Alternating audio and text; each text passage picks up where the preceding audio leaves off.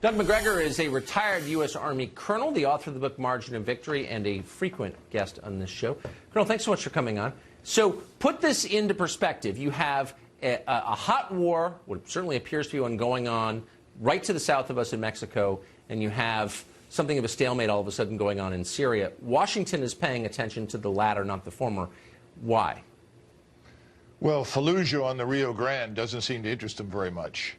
Let's face it, if you look at this footage and you go back over the last 5, 10 years in Iraq or Afghanistan, you'll see the same kinds of people in pickup trucks running around with assault weapons. In fact, I looked carefully at this footage and I was shocked to see some of these mercenaries working for the drug cartels carrying squad automatic weapons.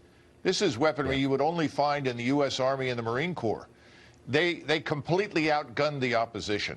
So there's no question that this is a very powerful force. This force reaches into the United States. They have tentacles that reach into the communities in Los Angeles, in Chicago, in Baltimore, in Phoenix, Arizona. The kind of violence we're seeing right now in Mexico could inevitably explode in this country unless we close and secure the border and begin to rebuild the rule of law in the United States. Now, why is no one interested? Well, the Chamber of Commerce isn't lobbying very hard, and no one's making any money from defending the United States.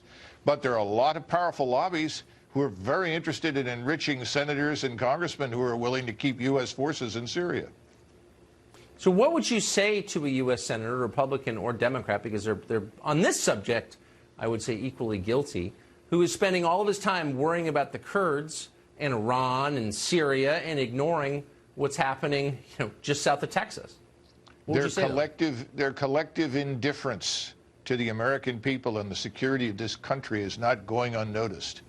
And millions of people in states like Kentucky, North Carolina, South Carolina are having buyer's remorse. If they think they can depend exclusively on donors to get them reelected and to keep them in office, they're wrong. Things are changing. The population is angry. Look at the 53,000 that showed up for President Trump's rally. Look at the enthusiasm, but look at the energy and the demand, once again, to close that border and bring the troops home. If we're going to use military power, let's do it at home on our borders. That's what the American people want. Amazing. Colonel, thank you so much for that. It was great to see you tonight. Thanks. Bracing clear.